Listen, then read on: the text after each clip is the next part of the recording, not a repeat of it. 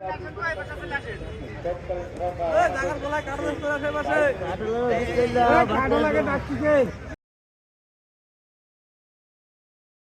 কবরে শুয়ে গেছে আল্লাহ, সকলের কবরে সবগুলি পৌঁছে দাও, সকলের কবরে আজাদ মাফ করে দাও।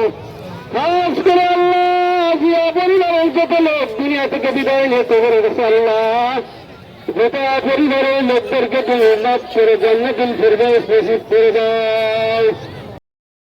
আপনারা জানেন আমরা এখনো যে শোক বয়ে বেড়াচ্ছি, এখনো আমরা যে শোকের মধ্যে রয়েছি, বাংলাদেশের মানুষের দীর্ঘদিনের পথ চলার সাথী,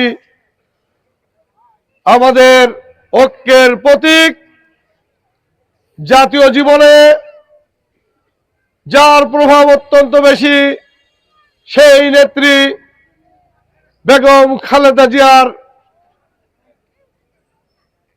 মৃত্যুতে বাংলাদেশের সাধারণ মানুষ কিভাবে তার জানাজায় উপস্থিত হয়েছে, এদেশের মানুষ সবাই টেলিভিশনের মাধ্যমে সেটা দেখতে পেয়েছে, আর যারা উপস্থিত হয়েছিল তারা সচক্ষে দেখেছে।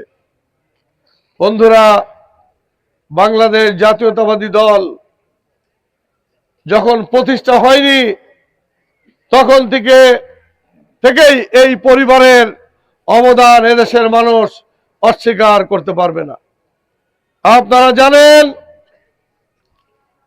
1971 সালে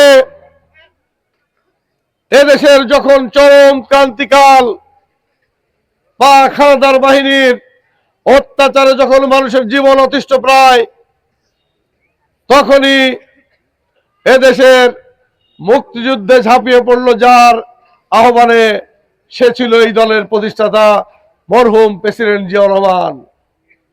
আপনারা জানেন 1975 সালের 7ই নভেম্বর আবার যখন দেশের একটি বিপর্যয় হলো, চরম গোলযোগ, কোন সরকার নেই গত 3-4 দিন, 75 সালের 3 তারিখ থেকে শুরু করে 7 তারিখ পর্যন্ত এমনি এক মুহূর্তে বাংলাদেশের সিপাহী জনতা একটি দুর্বার আন্দোলন গড়ে তুলল। সেই সময় জেনারেল জিয়াউর রহমানকে বন্দী অবস্থায় তারা মুক্ত করে জনগণের সামনে ঠেলে দিল। জিয়াউর রহমান আবার সামনে আসলেন জনগণের ত্রাতা হিসাবে। বন্ধুরা, দেশ গড়লেন, সারা বিশ্বে একটি তলাবিহীন ঝুড়িকে সত্যিকারের একটি রাষ্ট্রের মর্যাদা দিলেন। সেই শহীদ জিয়াউর রহমান অকালে মৃত্যুবরণ করলেন, অল্প দিনের মধ্যে গড়ে দিয়ে গেলেন এক অনন্য সাধারণ দল, বাংলাদেশ জাতীয়তাবাদী দল। সেই দলেই নেতৃত্ব দিয়েছেন বেগম খালেদা জিয়া। 2007 সালে 111 সরকার এসে নতুন ষড়যন্ত্রের ফাঁদ পাতল, আমাদের নেত্রী কারান্তরীণ হলেন। সব ঘটনা আপনারা জানেন, কত নির্যাতন নিপীড়নের মাধ্যমে 17টি বছর কাটিয়েছেন, জীবনের বেশিরভাগ অংশ শুধু নির্যাতনের মধ্য দিয়ে পার করেছেন। তার সাথে দেশের লক্ষ লক্ষ মানুষ মামলা হামলার শিকার হয়েছে। যে পরিস্থিতির মধ্য দিয়ে এই দেশে আবার একটি আন্দোলনের সূত্রপাত হলো, 24 জুলাই নেতৃত্ব দিলেন আমাদের ভারপ্রাপ্ত চেয়ারম্যান তারেক রহমান। বর্তমানে উনি বাংলাদেশ জাতীয়তাবাদী দলের চেয়ারম্যান। দেখেন এই পরিবারটা কিভাবে এদেশের বারবার বিপদের দিনে সামনে এসে যায়।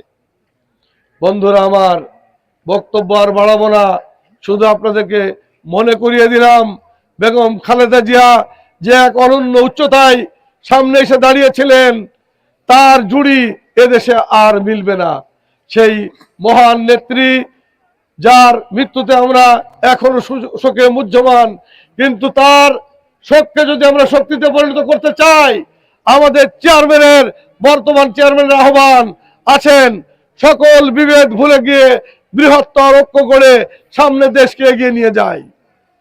আসেন আমাদের মধ্যে কোনো ভেদাভেদ না রাখি, সামনে আমাদের বৃহত্তর ঐক্য করে আমাদেরকে সামনের দিকে এগিয়ে যেতে হবে, তা না হলে এই দেশের সমূহ বিপদ। সেই জন্য আমি আপনাদেরকে আবারও সেই আমাদের নেতার কণ্ঠস্বরে ঐক্যের আহ্বান জানিয়ে আপনাদের সকলের সুস্বাস্থ্য কামনা করে এবং আমাদের নেত্রীর জন্য সকলের কাছে দোয়া চেয়ে আমার বক্তব্য শেষ করছি। বাংলাদেশ জিন্দাবাদ, শহীদ জিয়া অমর হোক, খালেদা জিয়া অমর হোক, তারেক রহমান জিন্দাবাদ।